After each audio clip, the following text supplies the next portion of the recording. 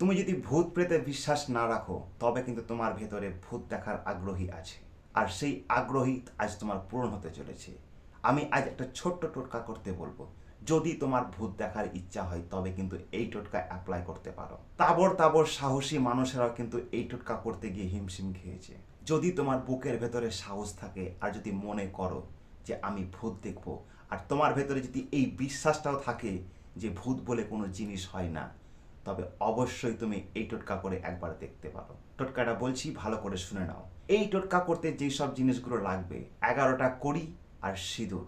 এই টোটকাটি করতে হবে তোমাকে অমাবস্যার রাত দেখে ঠিক 12টার সময়। বাড়ি থেকে তুমি 11টা কড়ি সিঁদুর মাখিয়ে নিয়ে চলে যাও। এমন একটা জায়গা যাবে যেখানে ফাঁকা জায়গা, মানুষজন অত যাতায়াত করে না। একটা ফাঁকা জায়গা, বট গাছের নিচে তোমাকে চলে যেতে হবে 11টা কড়ি সিঁদুর মাখিয়ে নিয়ে।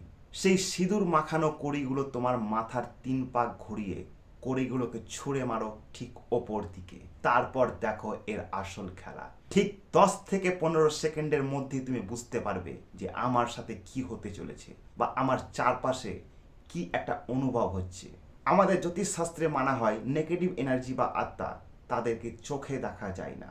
আর তুমি এই টোটকা করে তুমি যেই সব ভূতদেরকে ডেকে আনবে তারা কিন্তু পিশাচ পিশাচিনী, তাদেরকে সামলানো কিন্তু খুবই কঠিন যদি তোমার সামনে চলে আসে। কিন্তু আমি মানা করব, এই কাজ করতে চেও না। হয়তো তোমরা এটাও ভাবছো তাহলে হয়তো আমি কেন বলছি এই টোটকা। অনেক ছেলে মেয়ে কমেন্ট করে বলছে যে ভূত বলে কোনো জিনিস হয় না, ঠিক তাদের জন্যই এই টোটকাটা। যদি মনে করো আমি এই টোটকা করে একবার দেখব, তবে কিন্তু সাবধান, বাকিটা কি হবে পরের গল্প কেউ জানে না। দেখা হচ্ছে পরের ভিডিওতে। জয় শিব শম্ভু।